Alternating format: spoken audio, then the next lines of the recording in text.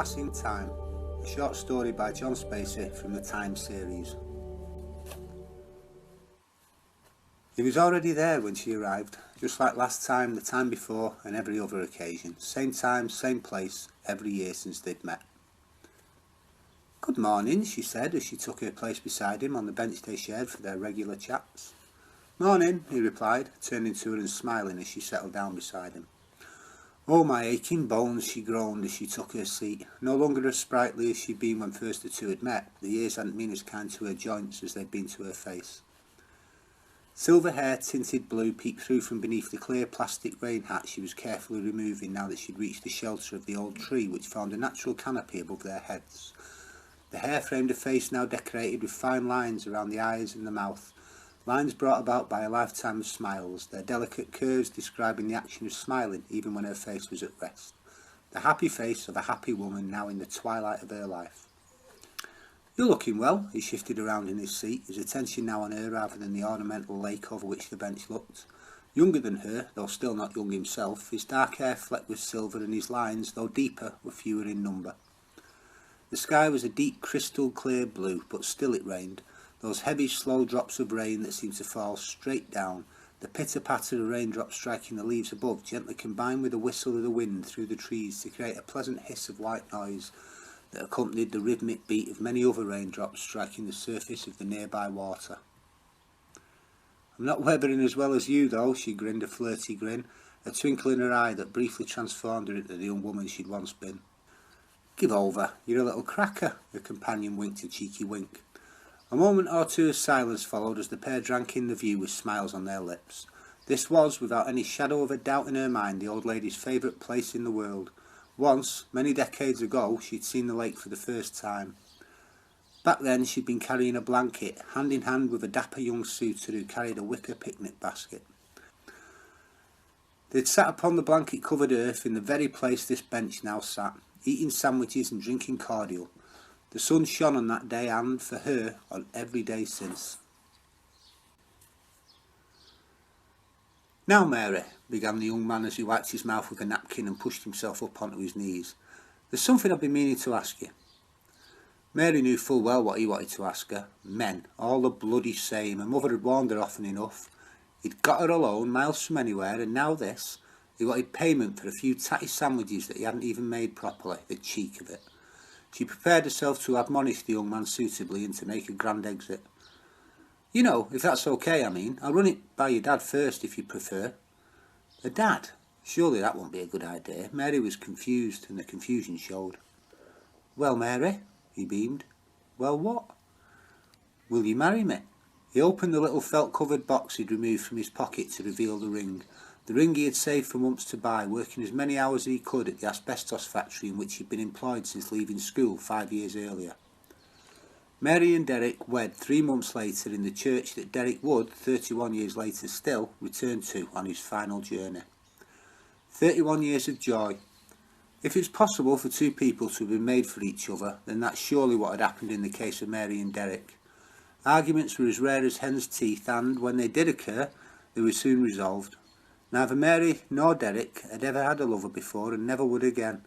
Their children were born, nurtured and flourished, fine young men and a beautiful daughter, even grandchildren, though Derek had been taken before he could meet his 4th and 5th. Mary mourned. Taken too young by the dust of years gone by, she longed for him to return, waking each morning and for one brief heavenly moment forgetting he was dead. There would then follow the heavy, slowly dawning realisation that he was gone, bringing with it the pain of loss afresh. Then, one morning, while stirring her tea in her cup, she realised she'd forgotten to forget his passing, hadn't remembered his death and hadn't hurt. She burst into tears, horrified by her own betrayal, and mourned once more.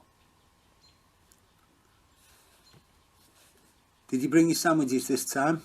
Every year, until forgetting last year, Mary had brought sandwiches in a flask to enjoy. "Oh, don't remind me, I'm sorry about that." She smiled as she removed the Tupperware container and the bottle from the shopping bag she'd fetched with her. "You don't need to apologise to me, love, I can't eat them anyway." "Yes, I know," she tucked in. "You don't make 'em right." "You cheeky bugger," choking on crumbs as she spluttered a laugh. "Slow down, piggy, I'm not going to steal one." The idle chit-chat continued back and forth as the old lady drank hot tea from her flask and her companion loaded and smoked a pipe full of tobacco. At some point, unnoticed by either of them, the rain had ceased. The little dog scampered out of the trees to the right of the bench, his underside caked in mud and his tail wagging frantically as he did all those things a dog will do when a dog is allowed to be a dog. "Hello, beautiful." The old lady offered a small piece of crust left in the bottom of her Tupperware box, tempting the giddy puppy close enough for a tickle. "Good afternoon." Hand in hand, a couple followed from the direction the dog had arrived. A leash was slung closely around the neck of the young chap. "Sorry about him, love. Buster, Buster, come here, Buster." The old lady laughed and gave the dog one last tickle. "Oh, I miss having a dog." Mary and Derek had owned several dogs whilst he was still alive, the last of which survived Derek for 4 years. "Dirty bloody things." He smiled as he spoke. Mary went to swipe his shoulder playfully but held back. "It won't be long, you know," her voice suddenly taking on a melancholy tone. "Don't say that. It's been too long already." "Forever is a very long time. Don't rush to get there." He smiled warmly. The pair turned to face the lake again, the sun now beginning to dip in the sky. Long shadows fell across the twinkling water. From the left, a duck swept down, skipping across the lake before transforming his progress from feathery frantic flapping to dignified drifting. "It's time." Mary watched the duck dive beneath the surface to retrieve a tasty treat as she placed her hand palm down on the bench beside her. The man smiled sorrowfully, then placed his hand next to hers, the tips of their pinky fingers almost touching. The sadness he felt wasn't for Mary, but for those loved ones soon to mourn. "Come away, Buster." The little dog continued to nuzzle at the old lady's knees. "Sorry about him, you'd think he'd be tired by now." The young couple approached from the direction they'd left in an hour earlier, smiling. "Buster, will you—" The young man stopped, his expression matching that of his lover who had already realised what he was currently in the process of realising. "Hello, love. Hello." They walked slowly toward the old lady on the bench, the young lady already fishing her mobile out from the bag she carried with her. The local newspaper reported the old lady's demise on page 2.